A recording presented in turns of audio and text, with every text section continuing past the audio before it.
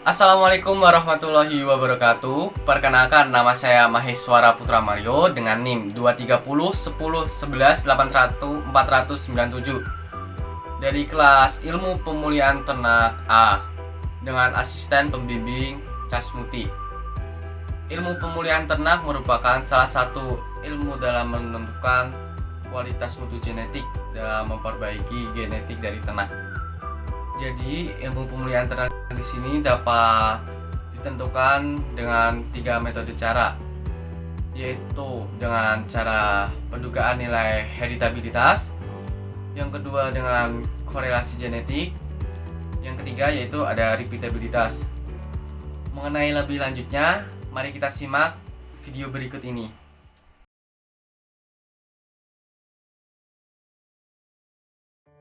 Heritabilitas. Heritabilitas merupakan parameter genetik yang digunakan untuk mengukur total fenotipik yang disebabkan oleh keragaman genetik aditif. Heritabilitas memiliki beberapa nilai, di antaranya yaitu nilai rendah dengan skala angka 0 sampai 0,5, nilai sedang dengan skala angka 0,15 sampai dengan 0,30, dan nilai tinggi menunjukkan skala angka lebih dari 0,30.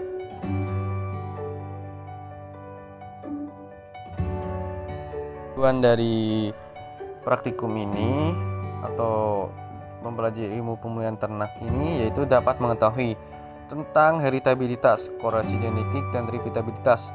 Kemudian dapat melakukan perhitungan heritabilitas, korelasi genetik, dan repeatabilitas, serta dapat mengetahui kegunaan dari heritabilitas, korelasi genetik, dan repeatabilitas. Sedangkan manfaat yang diperoleh yaitu dapat memperbaiki kualitas serta nilai genetik pada suatu ternak dengan menggunakan beberapa metode dalam ilmu pemulihan ternak, di antaranya yaitu dengan menggunakan metode heritabilitas, korelasi genetik, dan repeatabilitas.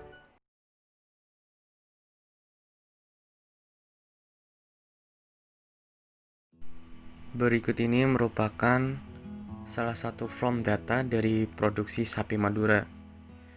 Bisa dilihat ya, ada pejantan 1, 2, 3, dan 4 di bawah ini nanti. Ada bedinan dengan nomor urutan 1, 2, 3, 4, dan 5 sampai ke bawah nanti. Di sini juga ada bobot lahir pedet 1, bobot lahir pedet 2, bobot lahir pedet 3, bobot dewasa pedet 1, bobot dewasa pedet 2, dan juga ada bobot dewasa pedet sapi 3. Bisa dilihat ya.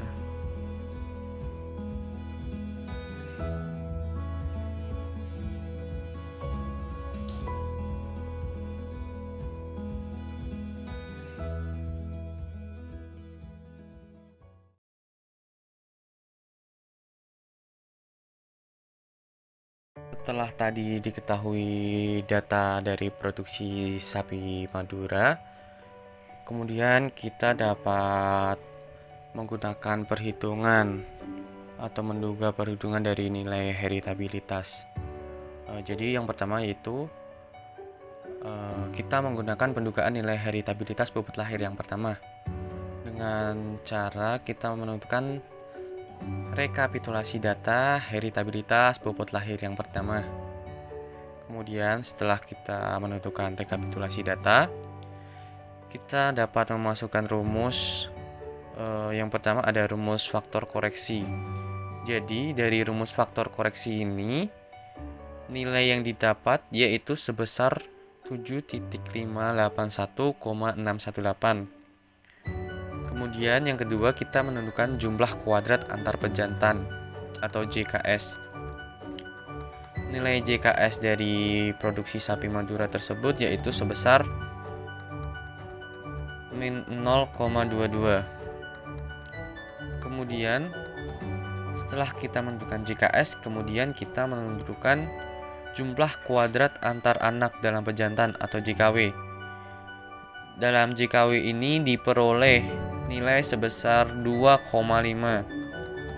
Selanjutnya ada derajat bebas antar pejantan atau DBS. DBS ini sendiri memiliki nilai yaitu 3. Kemudian ada DPW atau derajat bebas anak dalam pejantan. DBW atau derajat bebas antar anak dalam pejantan ini sebesar 16. Kuadrat tengah antar pejantan atau KTS mempunyai nilai 0,7. Sedangkan KTW atau kuadrat tengah antar anak dalam pejantan memiliki nilai sebesar 0,15.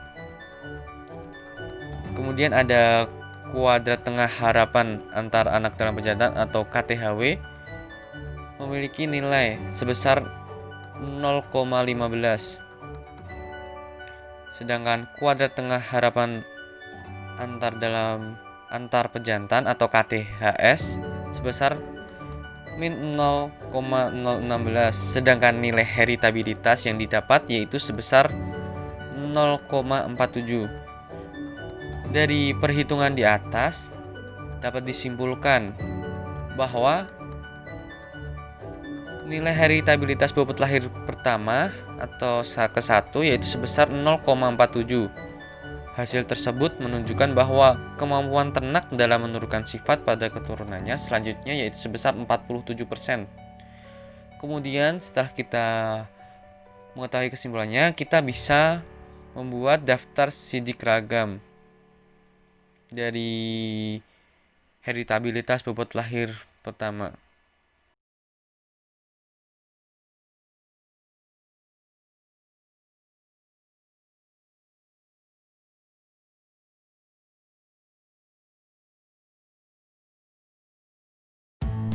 Perhitungan selanjutnya yaitu dengan pendugaan nilai heritabilitas bobot sapi pertama.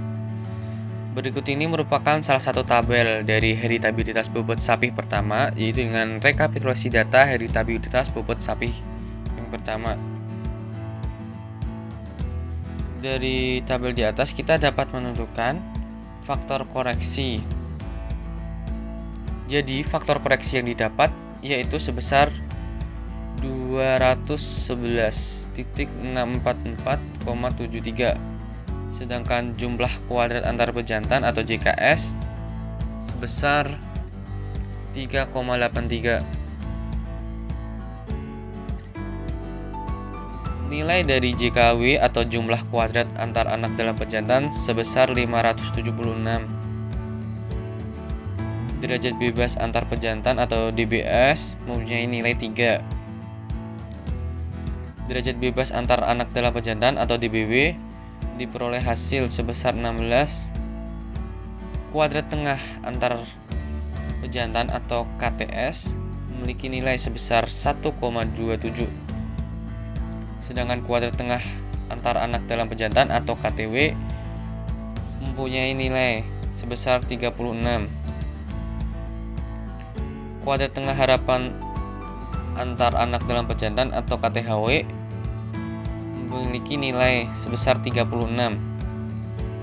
Sedangkan KTHS atau kuadrat tengah harapan antar pejantan di sini memiliki nilai sebesar min 6,4. Sedangkan nilai heritabilitas yang didapat di sini yaitu sebesar min 0,6. Jadi heritabilitas bobot sapi pertama ini dapat disimpulkan bahwa nilai heritabilitas ini menunjukkan heritabilitas bobot sapi pertama itu rendah. Karena nilai di sini menunjukkan min 0,6. Setelah disimpulkan tadi, kita dapat menentukan atau membuat daftar sidik ragam dari heritabilitas bobot sapi yang pertama.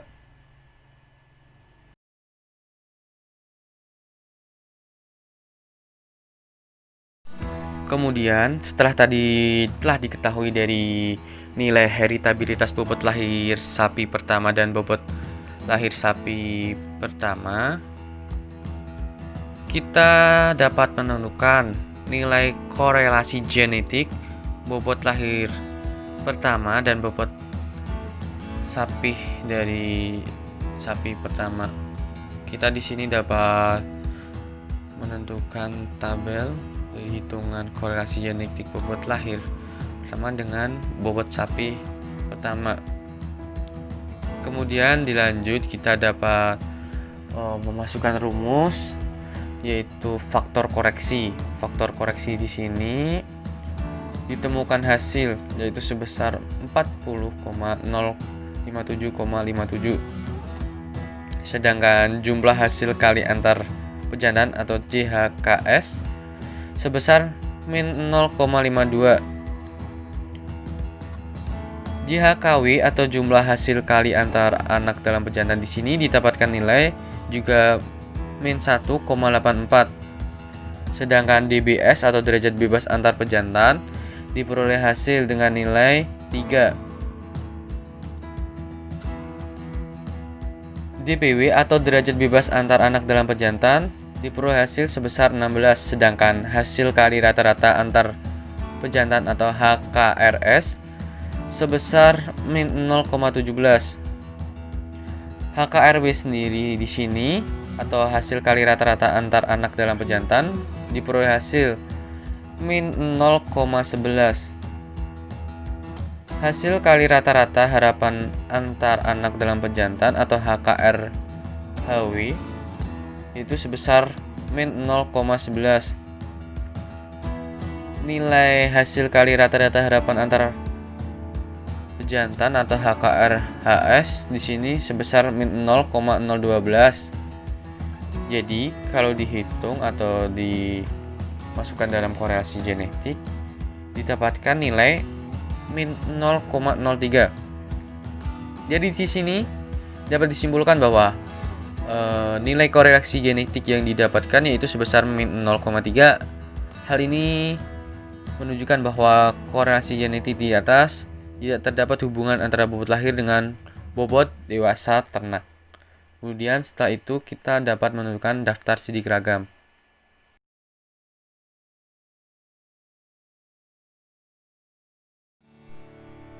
Setelah tadi kita mengetahui nilai dari korelasi genetik, kemudian kita akan menduga atau pendugaan nilai repeatabilitas antar kelas. Jadi di sini repeatabilitas bobot lahir pada di sini dibuat tabel ya seperti ini. Kemudian kita langsung memasukkan rumusnya di sini dan diperoleh hasil yaitu sebesar 0,27. Kesimpulan yang didapat dari repeatabilitas antar kelas sendiri yaitu berdasarkan data perhitungan di atas didapatkan nilai repeatabilitas antar kelas sebesar 0,27.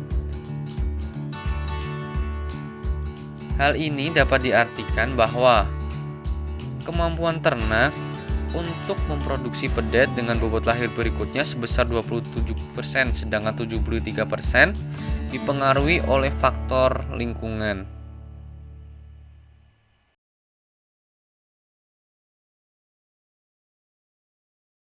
Setelah tadi kita menentukan nilai repeatabilitas antar kelas, sekarang kita menentukan pendugaan nilai repeatabilitas dalam kelas.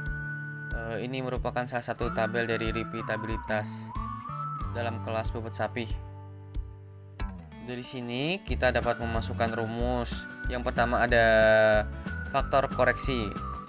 Dari rumus faktor koreksi diperoleh hasil yaitu sebesar 382253,7. Kemudian kita menggunakan rumus jumlah kuadrat antar individu atau JKB. Dari JKB ini diperoleh nilai sebesar 14,5.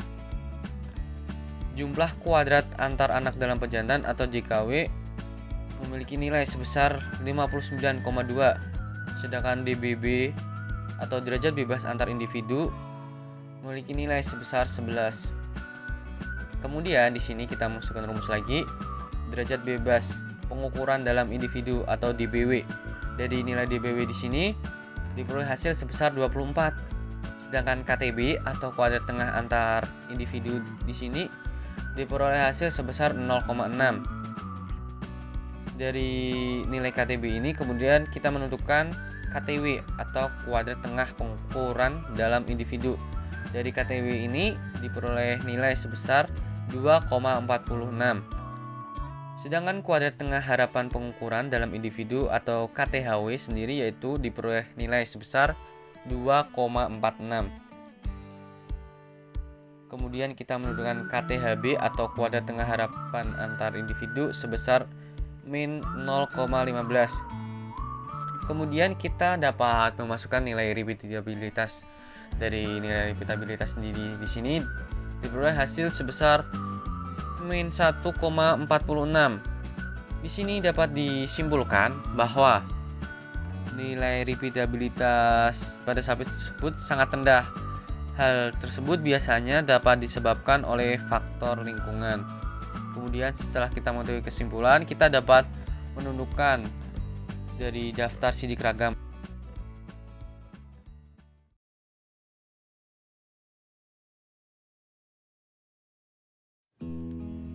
Setelah tadi diketahui dari masing-masing nilai heritabilitas, korelasi genetik, dan juga repeatabilitas, di sini kita mau segi dari pembahasan.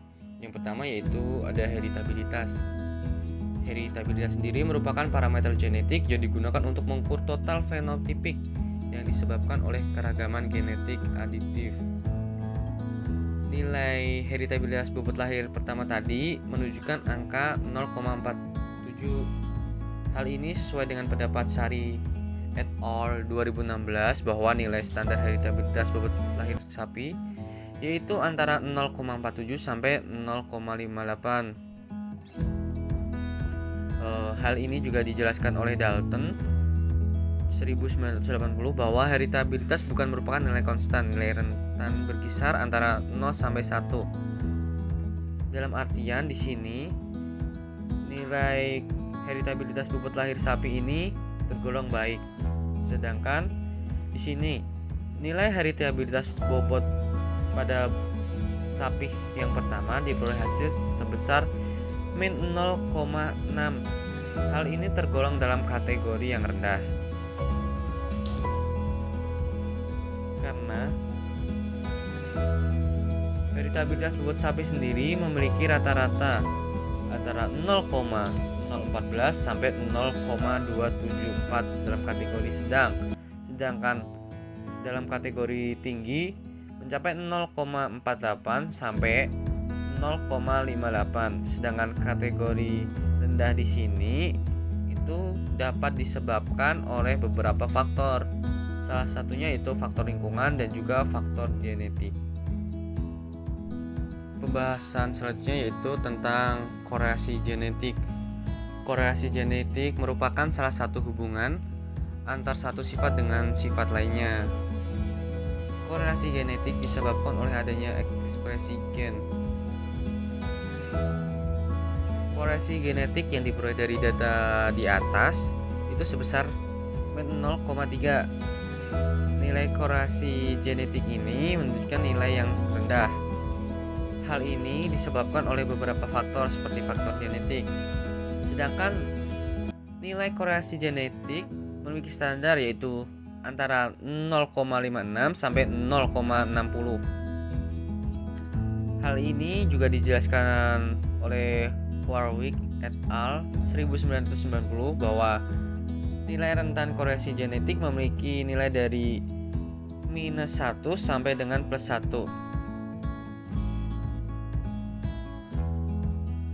Nilai yang rendah dikarenakan oleh beberapa faktor seperti faktor lingkungan. Faktor lingkungan sendiri merupakan salah satu faktor yang dapat mempengaruhi korelasi genetik pada suatu ternak, di mana faktor lingkungan ini bersifat temporer atau berubah-ubah dari waktu ke waktu dan tidak diwariskan pada turunannya.